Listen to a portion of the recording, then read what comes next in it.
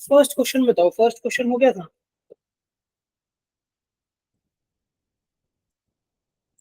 कितांशी आपका क्या आंसर आएगा फर्स्ट को? Sir C option. ठीक है, करेक्ट। देव आपका हो गया था फर्स्ट? हालांकि ऐसा क्वेश्चन तो क्लास में करा रखे है ना, अगर आपको याद हो। उसमें हमने दो चार्जेस लिए थे और यहाँ पे तो लाइन चार्जेस हैं। क्लास में जो क्वेश्चन कराया था उसमें दो चार्जेस थे कि दो चार्जेस रखे हैं पॉजिटिव चार्ज और बीच में एक चार्ज रखा है, तो हमें अगर उसको थोड़ा सा डिस्प्लेस करेंगे वो तो हार्मोनिक मोशन करेगा या नहीं करेगा। ये क्लास में मैंने करा रखा है, ठीक है। मैं लिख देता हूँ, similar done in class.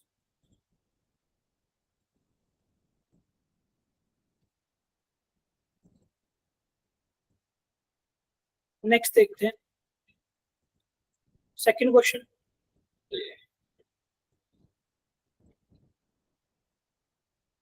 Under the influence of coulomb force plus Q and minus Q plus q, a charge minus q is moving around the elliptical orbit, find out the correct statement। ये वाला हो गया था।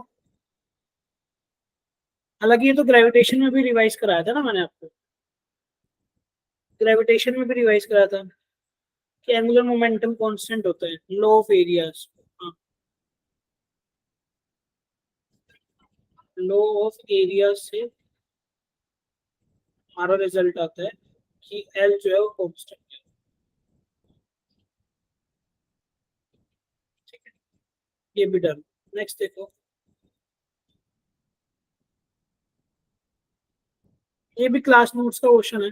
एक graph float करा रखा है ना, ग्राफ सिंपल ग्राफ है। कौन सा ऑप्शन बनेगा? Very nice. किसी को अगर किसी को कोई डाउट आए ना, बीच में कुछ भी पूछना हो तो बता दे कि शेल के अंदर हमारा कोई भी चार्ज इनक्लोज नहीं होता। अगर चार्ज इनक्लोज नहीं होता तो हमारा फील्ड जीरो है। फ्री ऑप्शन ये वाला। इसमें कोई डाउट था? फोर्थ क्वेश्चन देखो यार, पोटेंशियल तो जीरो ही रहेगा। या इसका कुछ पॉजिटिव पोटेंशियल, इसका नेगेटिव कैंसिल, इसका नेगेटिव इसका पॉजिटिव कैंसिल। अब क्योंकि सारे के सारे चार्जेस सिमेट्रिकली प्लेस्ड है, आप उनकी पोजीशन चेंज करोगे तो वी तो चेंज नहीं करेगा, ई चेंज करेगा। गीतांशी आपने ए मार्क करा था, सी मार्क सर करा था? सी किया था। इलेक्ट्रिक फील्ड तो चेंज हो जाएगा ना, हाँ यस सर, गलती से मार्क हो गया। क्योंकि अभी इलेक्ट्रिक फील्ड कैसा होगा, इस पॉजिटिव चार्ज की वजह से इधर, इस नेगेटिव की वजह से इधर, ठीक है। फर्दर इस पॉजिटिव की वजह से इधर और नेगेटिव की वजह से इधर। अगर आप ओरिएंटेशन चेंज कर दोगे तो फील्ड चेंज हो जाएगा, ठीक है। ये वाला क्वेश्चन ये इंपॉर्टेंट था, ये हुआ था। गीतांशी हो गया था आपका ये? Yes sir. कैसे किया? सर इसमें पहले जैसे हमें दे रखा है सर, हम तीनों का ना पोटेंशियल लिख लेंगे कि वी ए का जो स्फीयर है उस पर क्या है, वी बी का लिख लेंगे और वी सी का लिख लेंगे और इक्वेशंस बना लेंगे तीन। फिर हम वी बी की इक्वेशन को ज़ीरो पुट कर देंगे क्योंकि वो अर्थ हो रखा है, तो उससे हम ए और सी के बीच का रिलेशन निकाल लेंगे। सर ऐसी हम क्यू वो जो ए और सी की इक्वेशन है उसे इक्वल टू पुट कर देंगे क्योंकि वो दोनों कनेक्टेड है तो उनका पोटेंशियल इक्वल हो जाएगा, जिससे हमें रिलेशन मिल जाएगा ए और बी सी के बीच। फिर सर हमने देखा कि क्यू सी और जो ए का चार्ज है उस पर कलेक्टिवली जब हम उनको जोड़ते हैं तो सी पे ए का सारा चार्ज चला जाता है, जिसकी वजह से सी का जो चार्ज उन्होंने दे रखा है वो क्यू दे रखा है, तो वो Q charge charge of A plus charge of C आता है, तो उससे हम क्यू और ए के बीच में रिलेशन निकालेंगे। तो सर ऐसी वैल्यूज निकाल के हम पुट कर देंगे। ठीक है, मैं आपको बता देता हूँ। मान लो आपके पास एक शेल ए ये है, एक बी है और एक सी है। क्वेश्चन में क्या बोल रखे हैं? क्वेश्चन में बोल रखा है कि सबसे पहले इसको एक चार्ज दिया है क्यू। अगर इसको एक चार्ज दिया प्लस क्यू तो ये सारा का सारा इस पे यूनिफॉर्मली डिस्ट्रीब्यूट है।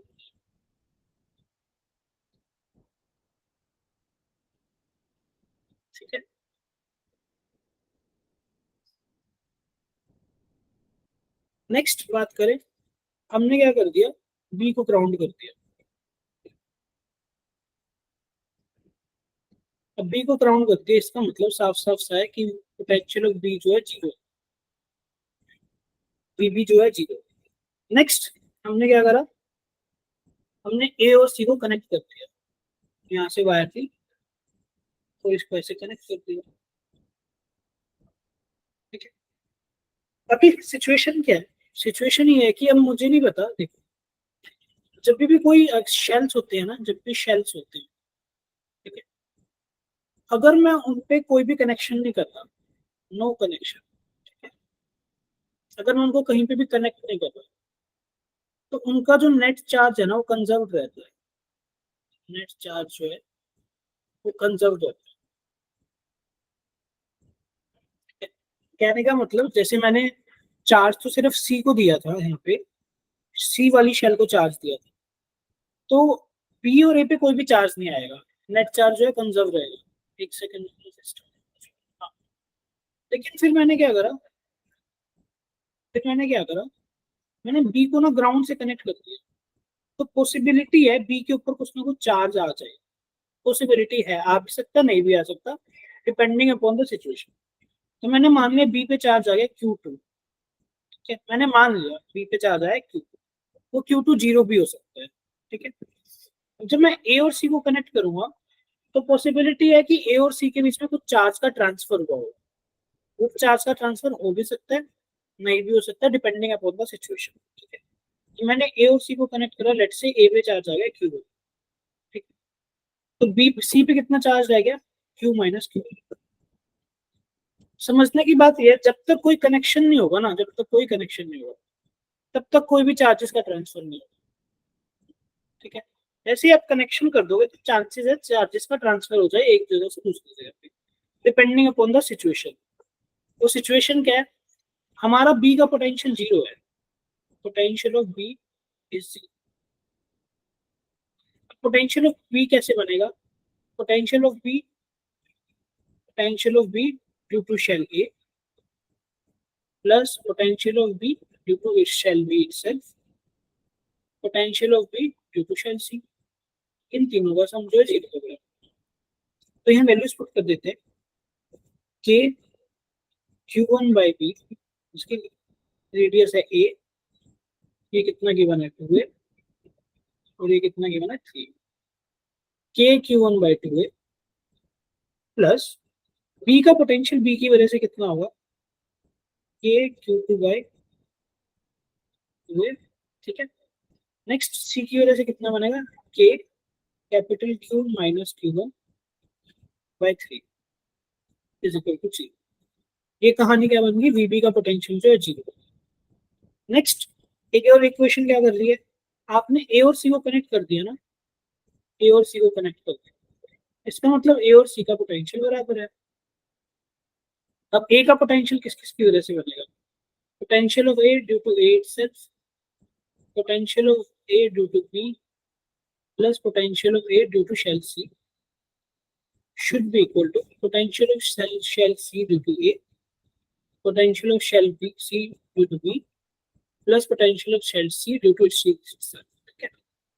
अब A का पोटेंशियल A की वजह से कितना बनेगा, K Q1 बाई,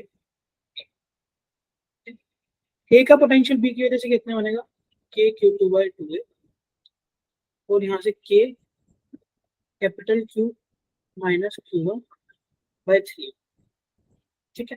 क्योंकि जो A वाला पॉइंट है, जो A का पोटेंशियल है वो इसके अंदर लाई कर रहा है ना, तो इसका इसका सरफेस का पोटेंशियल ले लें, ये भी ये पॉइंट इसके भी अंदर लाई कर रहा है, तो बी का भी सरफेस वाला।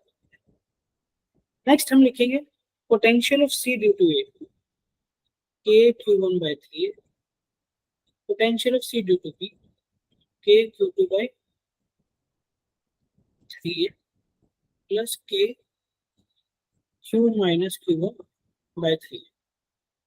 अब आपकी दो इक्वेशन बन गई, आपके दो ही वेरिएबल है, Q1 और Q2 आपके वेरिएबल्स है, ठीक है। तो आपका Q तो आपको गिवन ही है, दो इक्वेशन है, इनको सोल्व कर लोगे आपका आंसर होगा, कर लोगे।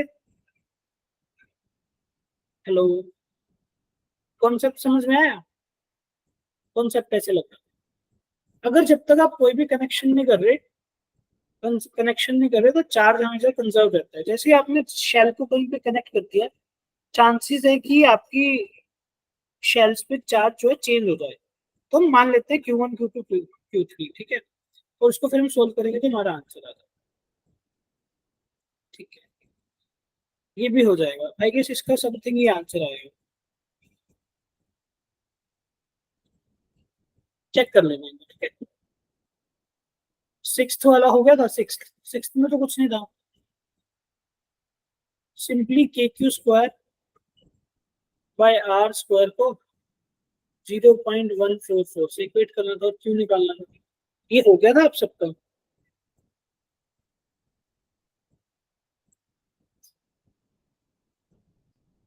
सेवंथ वाला बताना।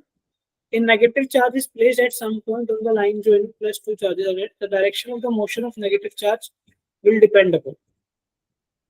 ये वाला हुआ था, देखो।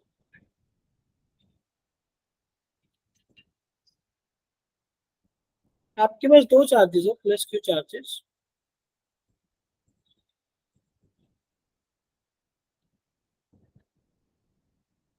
दोनों प्लस क्यू, ठीक है। अब आपने इनकी लाइन ज्वाइनिंग पे ना एक नेगेटिव चार्ज रखी है। अब नेगेटिव चार्ज कहाँ कहाँ पे रख सकते हो, आपको याद हो मैंने आपको क्लास में पोर्शंस बनवाए थे, सेक्शंस में डिवाइड करवाया।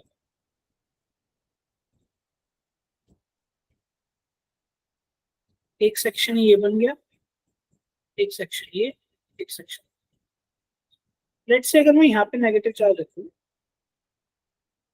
तो ये वाला चार्ज इसको अपनी तरफ खींचेगा, ये वाला चार्ज भी इसको अपनी तरफ खींचेगा। ठीक है, फर्क नहीं पड़ता इसका कितना भी मैग्नीट्यूड हो, फर्क नहीं पड़ता इस चार्ज का कितना भी मैग्नीट्यूड हो, ये इधर ही जाएगा। अगर मान लो मैं इसको यहाँ पे रखूँ नेगेटिव चार्ज को, तो ये पॉजिटिव चार्ज इसको इधर खींचेगा, ये वाला पॉजिटिव चार्ज को इधर खींचेगा। तो फर्क नहीं पड़ता इसका कितना भी मैग्नीट्यूड हो, ये इतना ही जाएगा, है ना। मैग्नीट्यूड वन, माइनस का 1 कूलम्ब है, माइनस का 10 कूलम्ब है, इस बात से फर्क नहीं पड़ता। नेक्स्ट इज, अगर मैं इसको इन बिटवीन कहीं पर रखूं,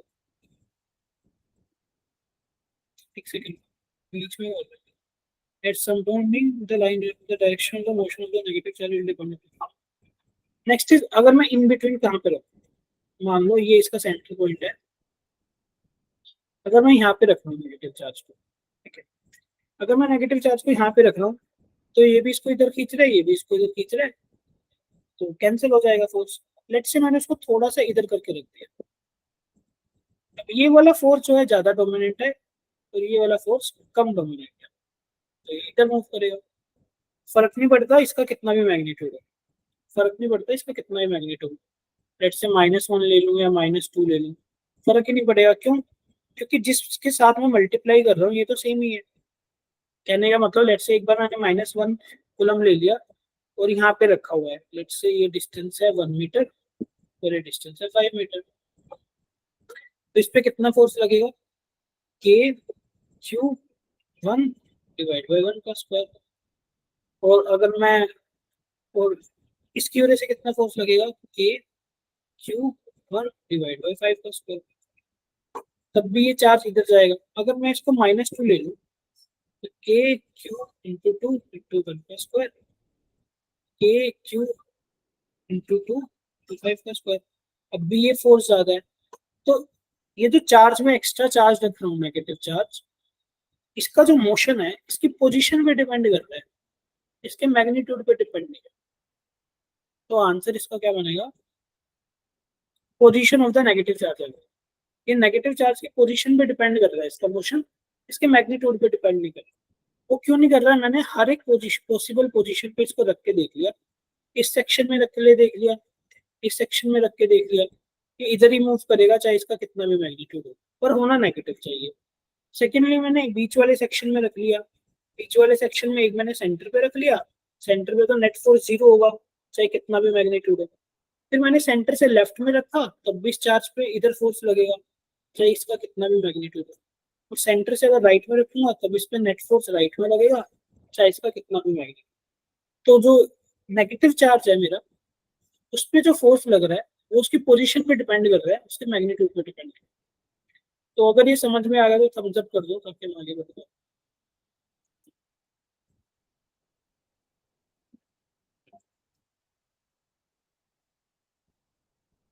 नेक्स्ट वाला 8th वाला हो गया था। Two infinite linear charges are placed parallel at 0.1 meter apart.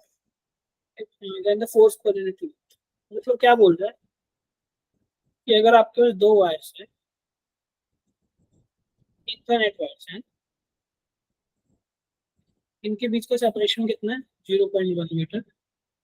बोल रहा है कि एक की वजह से दूसरे पे कितना फोर्स लगेगा। हमें पता है फोर्स किसके बराबर होता है, फोर्स होता है क्यू के बराबर। लेट्स से वायर 2, ये वायर 1, मैं चाहता हूँ force on wire 2 due to wire 1। तो charge on wire 2 electric field of wire 1। Charge on wire 2 कितना बनेगा लैम्डा एल। इलेक्ट्रिक फील्ड कितना बनेगा 2 के लैम्डा बाय आर।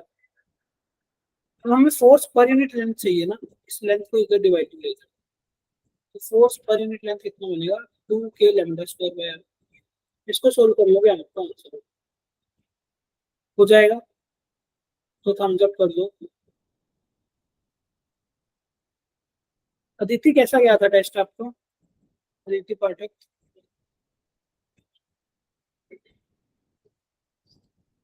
कैसा गया अदिति टेस्ट आपका।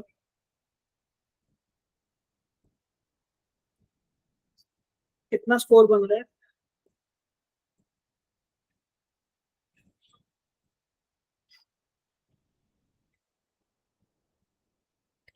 ठीक है, ये भी हो जाएगा। 9th वाले में कोई दिक्कत है, हमारे पास टाइम कम है। तो मैं बोल रहा हूँ अगर जिस क्वेश्चन में आपको डाउट है पहले वो डिस्कस कर लेते हैं, क्योंकि इंडिविजुअल क्वेश्चन करने जाएंगे 45 क्वेश्चन है, नहीं होगा। आप किसी को 9th क्वेश्चन में डाउट है, अच्छा 9th क्वेश्चन अगर हो गया तो हम जब कर दो ताकि हम आगे बढ़े।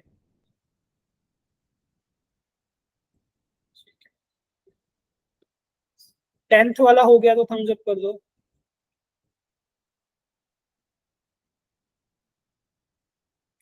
अगर आपके पास दो नॉन कंडक्टिंग शीट्स है, ठीक है, infinite non conducting sheets, positive,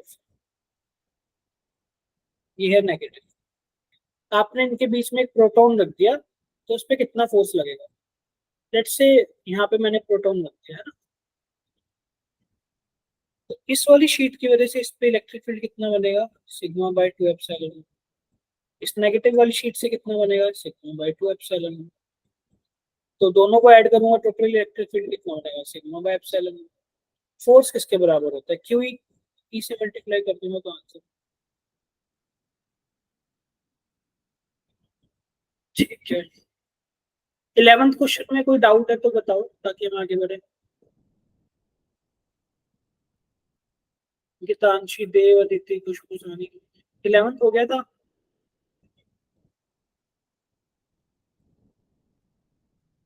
simply या तो वर्क एनर्जी थ्योरम से कर लो या इक्वेशन ऑफ मोशन से लगा लो। इक्वेशन ऑफ मोशन से एक्सेलरेशन क्या बनेगी क्यू ई बाय एम। ठीक है, अब काइनेटिक एनर्जी निकालना है ना हाफ एम वी स्क्वायर। तो वेलोसिटी एट टाइम टी क्या बनेगी u plus a t. U तो जीरो है, एक्सेलरेशन कितना है q e by m into t. तो वेलोसिटी की वैल्यू यहाँ पुट कर दो half m q square e square t square by m square.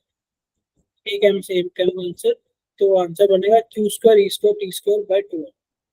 Option B. A force of 3000 Newton is acting on a charge of this in a uniform electric field. Force given है, electric field आप आराम से निकाल दोगे। Electric field कितना बनेगा 1000। The potential difference between 2 points at a distance of 1 centimetre. तो DV by D are कितना गिवन है आपको 1000। पोटेंशियल डिफरेंस आपको निकालना है, डी आर मल्टीप्लाई में ले लो आंसर आ जाएगा। ये सेंटीमीटर में है तो 1/100 करोगे तो 10 वोल्ट आंसर। ठीक है, 13th हो गया था। अगर हम इलेक्ट्रिक फील्ड की डायरेक्शन से अपोजिट डायरेक्शन में जाते हैं तो इलेक्ट्रिक पोटेंशियल हमेशा डिक्रीज करता है। तो answer will be electric potential decrease. Next is the distance between two plates is 2 centimetre आपके पास दो प्लेट्स गिवन है जिनके बीच का डिस्टेंस 2 सेंटीमीटर है। इट्स में प्लेट बनाई दे।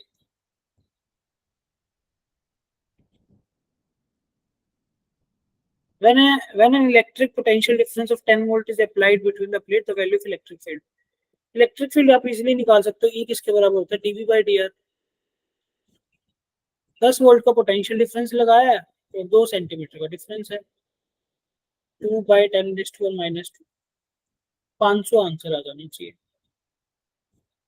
Next is electric potential due to a point charge at a distances. Point charge की वजह से पोटेंशियल क्या होता है? K Q by R. तो इनवर्सली प्रोपोर्शनल टू आर आ जाएगा। if we move in a direction opposite to the, अच्छा सॉरी यार, in the direction भी होएगा। अगर हम इलेक्ट्रिक फील्ड की डायरेक्शन में जाते हैं तो हमारा इलेक्ट्रिक पोटेंशियल डिक्रीज करता है। यहाँ हम अपोजिट डायरेक्शन में जा रहे हैं तो इलेक्ट्रिक पोटेंशियल इंक्रीज करता है।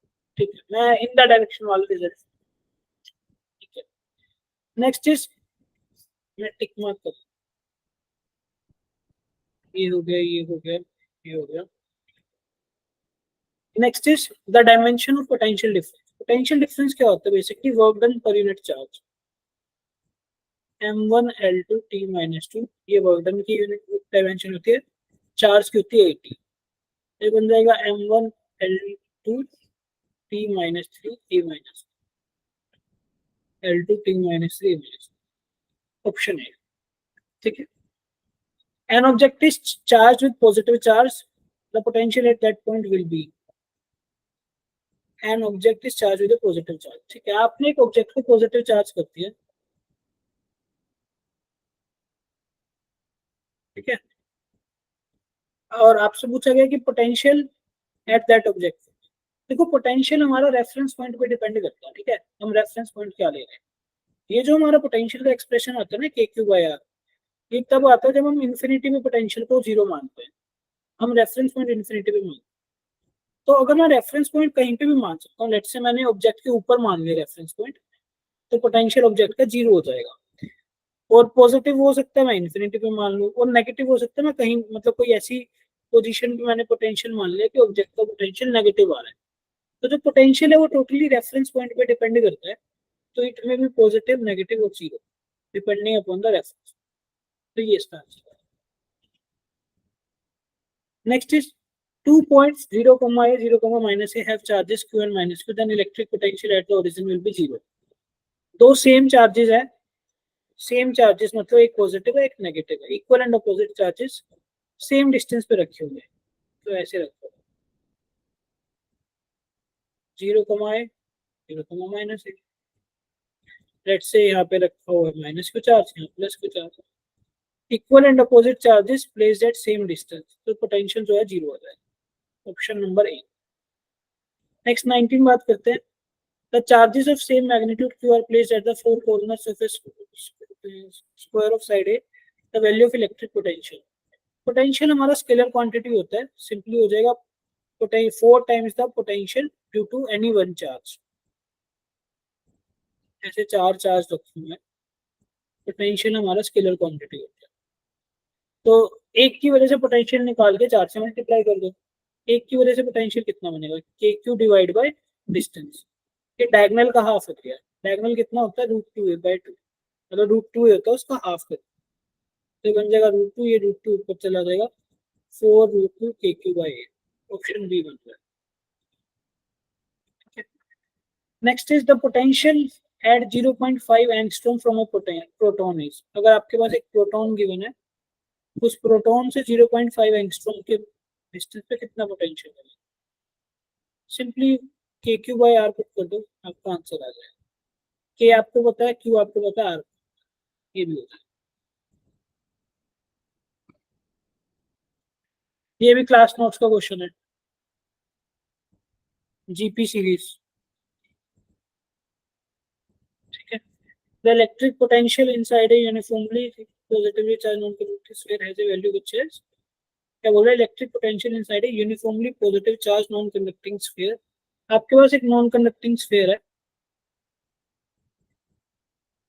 इस नॉन कंडक्टिंग स्फीयर की वजह से पोटेंशियल की वैल्यू क्या बनेगी। ये भी क्लास में करा रखा है, ग्राफ लोड करा रखा है इसका। ठीक है, हो जाएगा। हेलो, ये भी क्लास नोट्स का क्वेश्चन है, कुछ बड़ी बात नहीं है।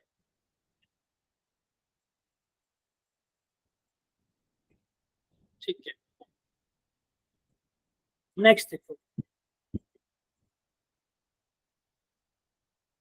The potential difference between two isolated spheres of radii r1 and r2 is 0. The ratio of their charges will be। दो स्फेयर्स हैं, अलग अलग रखे होंगे। मान लो इसकी रेडियस है r1, इसका चार्ज है q, इसका रेडियस है r2, इसका चार्ज है q। बोल रहा है कि इनके बीच में जो पोटेंशियल डिफरेंस है ना वो 0 है। इसका मतलब दोनों का पोटेंशियल सेम है। k q1 by r1 is equal to k q2 by r2। k से k cancel, q1 by q2 की वैल्यू क्या बनेगी, r1 by r2। 64 charge drops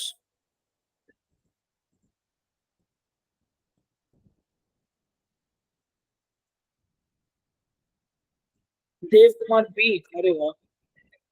अच्छा, 24 में कैलकुलेशन करनी है, तो अगर आपका डाउट है तो मैं कराऊं, वरना मैं नहीं कराऊं। जल्दी बताओ, 24 हो गया था या नहीं। हितांशी आपका हो गया ना। ठीक है, मैं नहीं करा। तो बेसिकली कुछ नहीं करना, आपके पास 64 ड्रॉप्स हैं ऐसे। इसके ऊपर चार्ज मान लो क्यू क्यू क्यू और सबकी रेडियस मान लो आर। ठीक है, आपने इनको मिलके एक बड़ा ड्रॉप बना दिया। तो 64 into 4/3 pi R cube, pi R cube is equal to 4/3 pi capital R. तो यहाँ से कैपिटल आर की रेडियस, कैपिटल आर को निकाल लो, कितना बनेगा। तो कैपिटल आर बनेगा मेरा 4 टाइम्स स्मॉल आर, क्योंकि ये कट जाएगा। तो 4 का क्यूब होता है ना 64। अब बड़ी ड्रॉप का पोटेंशियल कितना होगा, के टाइम्स चार्ज तो एडिटिव है, 64 क्यूब डिवाइड बाई 4 आर। इसको सोल्व कर लोगे तो आंसर है बी बन रहा है ना। At a certain distance from a point charge, the electric field is this, electric potential is this। बहुत इजी क्वेश्चन है। इलेक्ट्रिक फील्ड कितना है, K Q by R square 500, और के क्यू बाई आर कितना है 3000। दोनों को डिवाइड कर दो, आपका आर आ जाएगा। मतलब ये इक्वेशन 1 मान लो, ये इक्वेशन 2 मान लो। 1 को 2 से डिवाइड करो, 3000 divide by 500 is equal to K Q R multiply by K Q by R square. K Q से के क्यू कैंसिल, आर से एक आर कैंसिल, तो आर की वैल्यू आ जाएगी 6।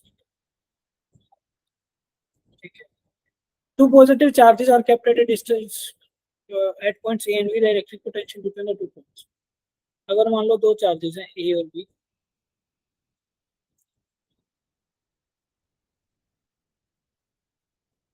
A के पास इलेक्ट्रिक पोटेंशियल A का काफी हाई होगा, B के पास B का इलेक्ट्रिक पोटेंशियल काफी हाई होगा।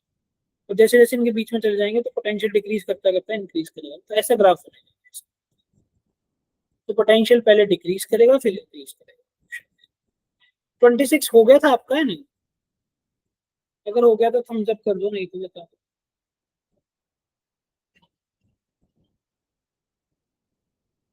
बेसिकली वो क्या बोल रहा है, आपके पास दो चार्जेस गिवन है, दोनों ही पॉजिटिव चार्ज। तो बोल रहे हैं अगर मैं इनका पोटेंशियल का प्लॉट बनाऊं, पोटेंशियल का प्लॉट कैसे वेरी करेगा।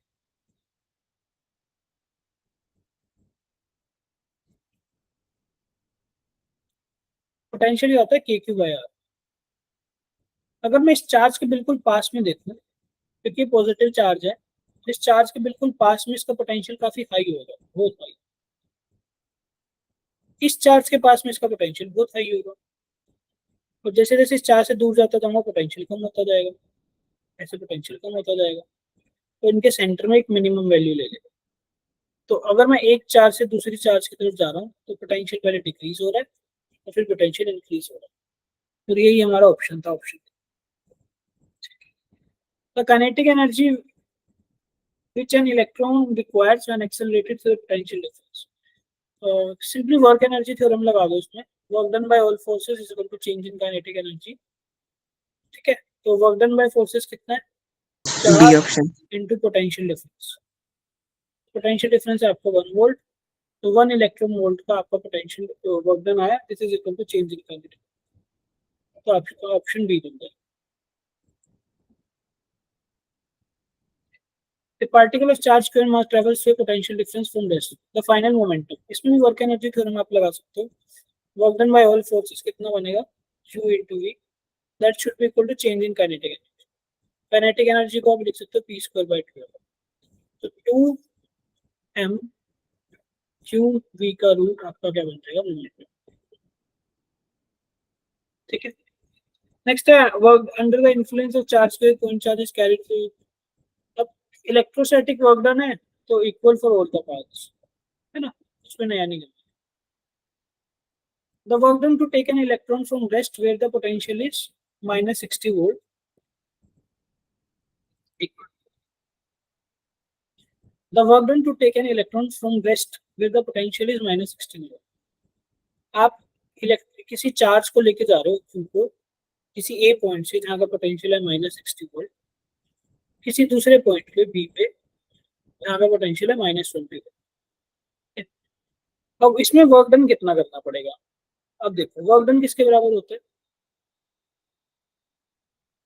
Work done. अगर मैं work done by electric field निकालूं तो मेरा work done by electric field बनेगा माइनस डेल्टा यू, और वर्क डन बाय एजेंट निकालूं तो कितना बनेगा, प्लस डेल्टा यू। तो यहाँ डेल्टा यू किसके बराबर है, क्यू डेल्टा वी, और यहाँ वर्क डन किसके बराबर है, क्यू डेल्टा वी। चार्ज मेरा कौन सा, इलेक्ट्रॉनिक चार्ज है, ठीक है। वर्क डन बोला है ना, तो हम एजेंट का वर्क डन निकाल लेंगे, इलेक्ट्रिक फील्ड का नहीं गिवन ना, तो हम लेके जा रहे हैं the work done to take an electron, हम लेके जा रहे हैं। तो इलेक्ट्रॉनिक चार्ज कितना है, माइनस ही। फाइनल पॉइंट का पोटेंशियल कितना है, माइनस 20। इनिशियल पॉइंट का पोटेंशियल कितना है, माइनस 60, राइट। तो ये बनेगा माइनस ही और 40, तो माइनस 40। और अगर इलेक्ट्रिक फील्ड का वर्क डन बोला जाए तो प्लस 40 आ जाए, ठीक है, हो जाएगा। If a charge is shifted from a low potential region to the high potential region, the electric energy decrease करेगा, increase करेगा, वो तो डिपेंड करता है हमारे सिमिलर चार्जेस है non similar charges. Let's say positive charge है, इसकी वजह से मैं देख रहा हूँ, ठीक है। अब मान लो हम मैं कहाँ से कहाँ कर रहा हूँ, हाई पोटेंशियल से लो पोटेंशियल, ठीक है। अभी मान लो ये पॉजिटिव चार्ज है, इसका ये हाई पोटेंशियल है और ये इसका लो पोटेंशियल है अभी। अब मान लो मैं एक पॉजिटिव चार्ज को यहाँ से यहाँ पे लेके जा रहा हूँ, ठीक है। तो वर्क डन कितना बनेगा, VB minus VA, final point का पोटेंशियल माइनस इनिशियल पॉइंट का पोटेंशियल मल्टीप्लाई बाय चार्ज, ठीक है। अब मैं लेके जा रहा हूँ तो मैंने वर्क डन बोला कि VB से VA, तो VB मेरा कम है तो आंसर आएगा नेगेटिव। सेम अगर मैं एक नेगेटिव चार्ज को लेके जा रहा हूँ, यहाँ पे नेगेटिव चार्ज है, तो ये तो नेगेटिव था, साथ में नेगेटिव नेगेटिव मिला के पॉजिटिव हो जाएगा, तो मैं इंक्रीज और डिक्रीज, ये आंसर, ठीक है। समझ आया, हेलो हेलो हेलो।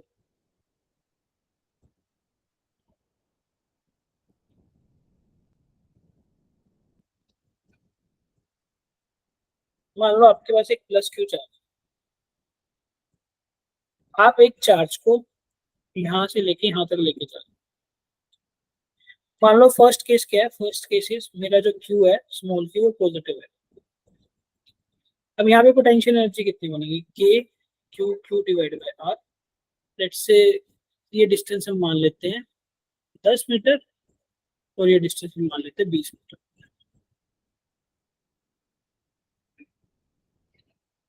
तो K Q Q divide bye 10 ये पोटेंशियल एनर्जी है। तो बी पे ले गया के क्यू क्यू डिवाइड बाय 20, तो हाई पोटेंशियल से लो पोटेंशियल की तरफ ले गया, हाई से लो की तरफ, तो एनर्जी मेरी डिक्रीज कर रही है। सेकेंड केस में जब मेरा क्यू नेगेटिव है, यहाँ पे पोटेंशियल एनर्जी कितनी बनेगी, K Q Q divide bye 10 minus का, और यहाँ के Q Q divide bye 20 minus का।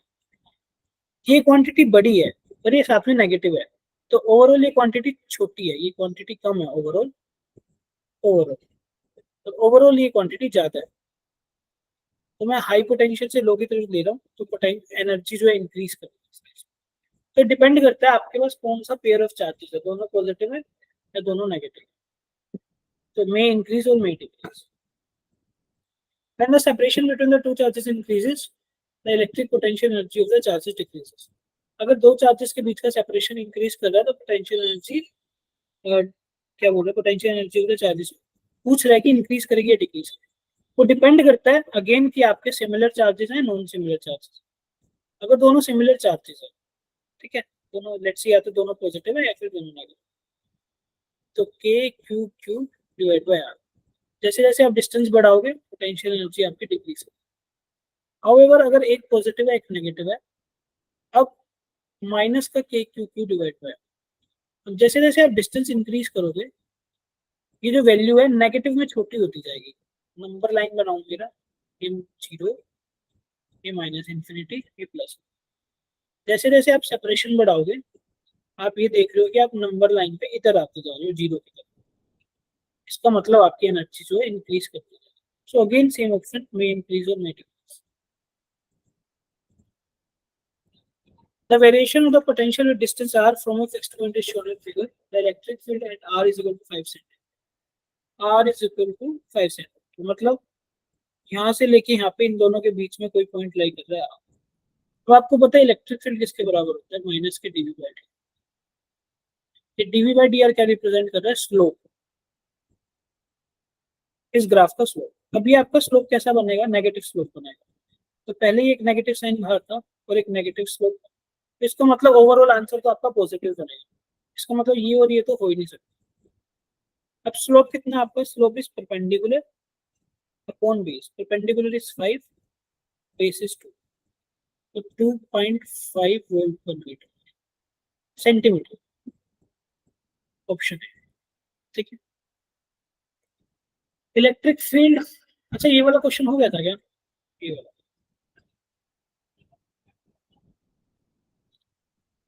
34 हो गया था या नहीं,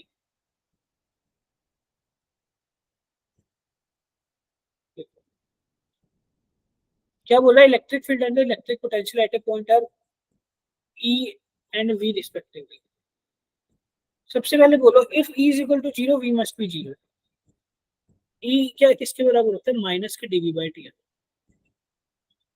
बोल रहा है अगर हमारा ई जीरो है तो वी मस्ट बी जीरो, ऐसा तो जरूरी नहीं है ना, वी कांस्टेंट हो सकता है, तो ये तो कट गया। कह रहा है if V is equal to zero E must be zero, ऐसा भी जरूरी नहीं है। ऐसा इस ऑप्शन को देख के हमें लग सकता है if E is equal to zero, if V is equal to zero then E must be zero, कि अगर मेरा वी जीरो है तो ई हमारा जीरो होगा। इस क्वेश्चन से तो हम ऐसे लग रहे है ना। पर आप अगर आपको याद हो, अगर मैं ग्राउंडेड कंडक्टर ले मान लो मैंने एक क्या करा,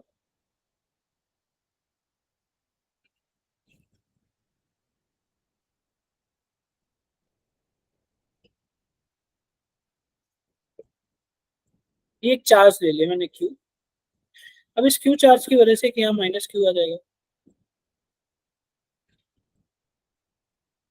और यहाँ बाहर प्लस क्यू आ जाएगा।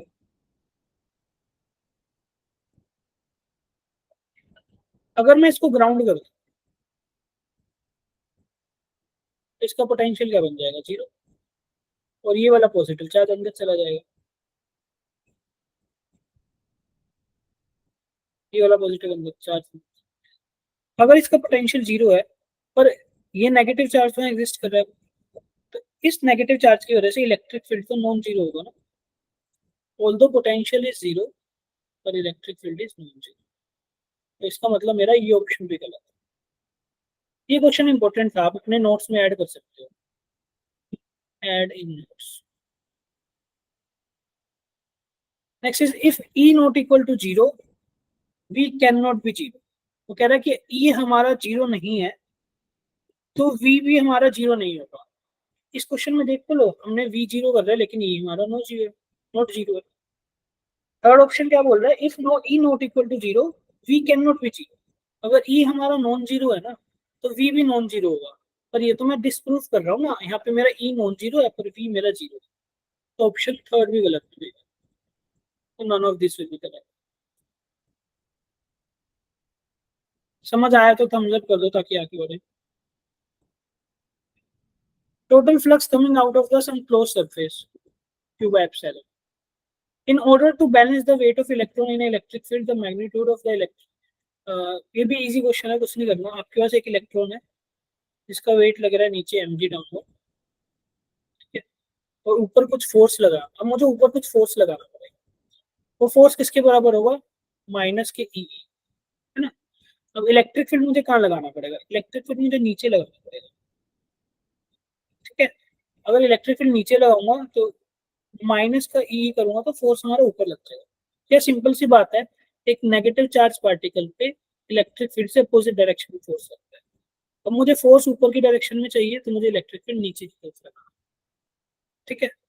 तो आंसर तो बनेगा वर्टिकली डाउनवर्ड्स, और वो आप कैलकुलेशन से चेक कर लोगे कि ये वाला बनेगा ये वाला बनेगा, ये तो हो नहीं सकता। हमेशा याद रखो, मैंने आपको क्लास में भी कराया, एक पॉजिटिव चार्ज पार्टिकल पे इलेक्ट्रिक फील्ड की डायरेक्शन में फोर्स लगता है और एक नेगेटिव चार्ज पार्टिकल पे इलेक्ट्रिक फील्ड से अपोजिट डायरेक्शन। क्योंकि मुझे फोर्स ऊपर की तरफ चाहिए, चार्ज मेरा नेगेटिव है, तो इलेक्ट्रिक फील्ड नीचे। तो एक बार कैलकुलेशन कर लेना, या तो ये आंसर आएगा ये आएगा। मैंने कैलकुलेशन नहीं करी, वो आपके ऊपर छोड़, कॉन्सेप्ट मैंने आपको बता दिया, ये भी हो जाएगा। 37 वाला हो गया था या नहीं हुआ था? 37 ऐसे क्वेश्चंस में क्या करना होता है, अगर आपको एक अरेंजमेंट दे रखी है चार्जेस की, जैसे ये Q3 चार्ज है, ये Q1 चार्ज है, Q2 चार्ज है। जब भी आपको एक अरेंजमेंट गिवन है चार्जेस की, और किसी भी एक चार्ज को आप पोजीशन 1 से पोजीशन 2 पे ला रहे हो, तो change in energy work done क्या होता है? Work done is total change in the energy, total change in potential energy. तो जब ये चार्ज यहाँ पे आ जाएगा, तो आप पहले जब ये चार्ज यहाँ पे रखा था, आपको इसकी एनर्जी निकालनी थी। जब ये चार्ज यहाँ पे आ गया तो इसको आपकी एनर्जी निकालनी। अब एनर्जी निकालने के लिए आपको याद है, मैंने आपको बताया था के Q1 Q2 bye are, pairings करनी थी चार्जेस की, के Q1 Q2 बाय आर, है ना। ऐसे करते करते आपके कितने पेयर्स बनेंगे? n into N minus one by two. n क्या? Number of charges. तो 3 इंटू टू बाई टू, ये आपके 3 चार पेयरिंग्स बनेंगे। हालांकि मेथड थोड़ा लंबा हो जाता है, इसके लिए एक शॉर्टकट मेथड क्या होता है? शॉर्टकट मेथड क्या होता है? वर्क डन किसके बराबर होता है? मूविंग चार्ज, जिस चार्ज को आप मूव करा रहे हो, मूविंग चार्ज मल्टीप्लाई में पोटेंशियल, मूविंग चार्ज ब्रैकेट में, ब्रैकेट मतलब मल्टीप्लाई में total potential, total potential at final position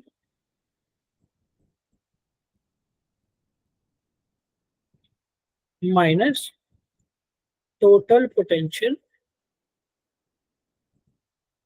at initial position. ये फॉर्मूला होता है, ठीक है। अभी अभी ध्यान से देखो, हमारा मूविंग चार्ज क्या है? हमने Q3 को मूव कराया ना, तो हम मूविंग चार्ज में वैल्यू पुट करते हैं Q3। Total potential at the final position, final position पे टोटल पोटेंशियल क्या बनेगा? एक तो पोटेंशियल Q1 की वजह से बनेगा, कितना बनेगा? के Q1 डिवाइड बाई 40, और एक Q3 Q2 की वजह से कितना बनेगा? के Q2 divide by 10 minus total potential at the initial position. Initial position ये थी, यहाँ पे एक की वजह से कितना पोटेंशियल बनेगा? के Q1 बाई 10 40 प्लस के Q2 बाई, पाइथागोरस से ये डिस्टेंस हम निकाल लेंगे, डिस्टेंस बनेगा, अगर ये 30 है 40 है तो 50 बन जाएगा। अब ये और ये तो सेम चीज है, कैंसिल हो जाएगा, तो आंसर बनेगा Q3 के Q2 10 माइनस के Q2 बाई 50। इसको सोल्व कर लो, आपका आंसर हो गया। कितना आ रहा है? ए सर ए ऑप्शन। ये ऑप्शन, ठीक है। आपको ऐसे, हालांकि स्टैंडर्ड फॉर्मूला तो ये होता है, पर ये इसमें लंबा बच जाएगा, है ना, तो इसको हम रिड्यूस कर लेते हैं ऐसा, moving charge multiply by potential at final position minus potential at 37। देव, आपका टेस्ट काफी अच्छा गया क्या? सारे आंसर दे रहे हो हाँ कैसे? थोड़ा थोड़ा। A charged wire is bent in the form of a semicircular arc of radius a. Electric field at the centre, ये तो क्लास का क्वेश्चन है, सिंपल फॉर्मूला बेस्ड। अगर एक आपके पास एक आर्क है 2k lambda by R sine theta by 2 हो जाएगा। तो electric field near C the option. Electric field near the conductor, ये भी कंडक्टर्स में आपको करा रखे हैं जब आपको कंडक्टर्स पढ़ाया था कि जब आप कोई भी कंडक्टर है आर्बिट्रेरी शेप का, अगर मैंने उसको चार्ज कर दिया, चार्ज करने के बाद उस कंडक्टर के सरफेस के पास में इलेक्ट्रिक फील्ड कितना होता है, सिग्मा बाय एप्सिलॉन, और ये परपेंडिकुलर होता है। सबसे पहली बात, पैरेलल वाले तो सारे काट दो, पैरेलल पैरेलल, तो परपेंडिकुलर वाला या तो ये बनेगा या ये बनेगा। फॉर्मूला होता है sigma by epsilon, option C. 40 वाला क्वेश्चन भी इस तरह का क्लास में करा रखा है। बोल रहे कि इलेक्ट्रिक फील्ड कहाँ पे ज्यादा होगा, जहाँ पे electric field lines close close होती है वहाँ इलेक्ट्रिक फील्ड सबसे ज्यादा होता है। 3 पॉइंट पे इलेक्ट्रिक फील्ड सबसे ज्यादा बनेगी। यहाँ भी गैप ज्यादा है, यहाँ भी ज्यादा है। ई किसके बराबर होता है, सॉरी इलेक्ट्रिक फील्ड बोल रहा हूँ, electric potential, equipotential surface. E किसके बराबर होता है, डीवी बाई डी आर। अब डीवी तो हर केस में बराबर है, यहाँ भी 10 का गैप है, यहाँ भी 10 का गैप है, यहाँ भी 10 का गैप, लेकिन जहाँ डी आर कम होगा वहाँ इलेक्ट्रिक फील्ड ज्यादा होगा, तो B point. Electric charge in uniform motion, अगर आपके पास एक इलेक्ट्रिक चार्ज है तो मोशन के अंदर है, तो इलेक्ट्रिक फील्ड भी प्रोड्यूस करेगा, मैग्नेटिक फील्ड भी प्रोड्यूस करेगा। Next is the given figure shows, और दोनों के दोनों आपके नेगेटिव बनेंगे क्योंकि दोनों में चार इलेक्ट्रिक फील्ड है जैसे। You are travelling in a car, remain in the car, electrostatic shielding, ये भी क्लास में मैंने आपको बताया था, electrostatic shielding.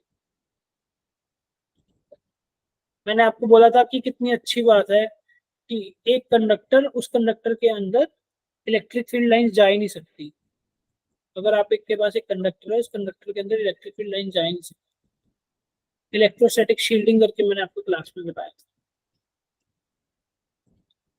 Amount of work done in a closed path, closed path का वर्क डन क्या बनेगा, 0। ठीक है, 45 हो गया था या नहीं, 45। बाकी सबका सूरज, अदिति, हितांशी, अदिति आपका हो गया था 45।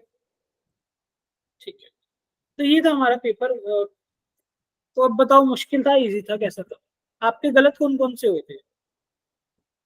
हितांशी कौन कौन से गलत हो गए? सर सिली मिस्टेक वाले, क्या? तो जो आसान वाले क्वेश्चन थे वो गलत हो गए। आसान वाले गलत हो गए, अच्छा। देव के 9 गलत है, अदिति आपके?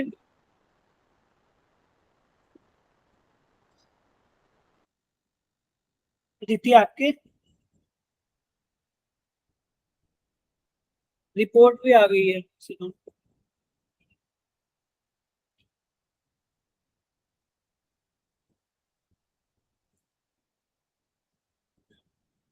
ठीक है, तो यही था आज का टेस्ट डिस्कशन, यही करना था। अब मुझे ये बताना है कि आप लोगों का कितना सिलेबस हो गया।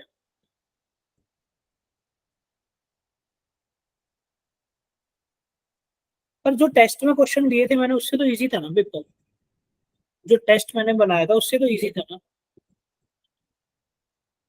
तो इसलिए टफ बनाया था ताकि आप मेन टेस्ट में परफॉर्म अच्छा कर सको। और आपका सिलेबस कितना कितना हो गया मुझे अभी ये बताओ। गीतांशी आप बताओ पहले। सर वो करंट इलेक्ट्रिसिटी वाला चैप्टर शुरू हुआ है। करंट एंड इलेक्ट्रिसिटी, सूरज आपका भी सेम है। अदिति आप? आदित्य पाठक आपका सेम, अच्छा। तो आपने भी बैच ले लिया पीडब्ल्यू का है? है अदिति? अच्छा, आप क्लास क्यों नहीं अटेंड करते थे? वैकेशंस में क्लास क्यों नहीं अटेंड करते थे अदिति? जवाब तो दे दो यार। देव, आप कहाँ करते थे? लास्ट में तो आना ही छोड़ दिया था आपने। देव, आपका सिलेबस कहाँ तक हो गया?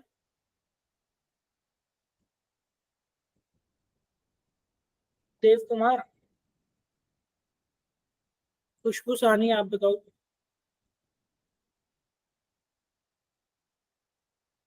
अच्छा, आप कहाँ से पढ़ रहे हो देव? माइक ऑन करके बताओ। सर अभी तो सेल्फ स्टडी चल रही है। अच्छा, आप बोल नहीं थे ट्यूशन जाते हो आप? वो तो मामा थे ना, वो ऐसे पढ़ा दिया करते थे। अच्छा, आ गए आप गांव से घर? हाँ आ गया। खुशबू सानी, आप बताओ। खुशबू, खुशबू हो क्लास में आप? अच्छा, ट्यूशन जाते हो आप? ठीक है यार, आज का तो मुझे इतना ही बढ़ाना था। अदिति, आपने कब ले लिया बैच? आप तो बोल रहे थे आप सेल्फ स्टडी करते हो।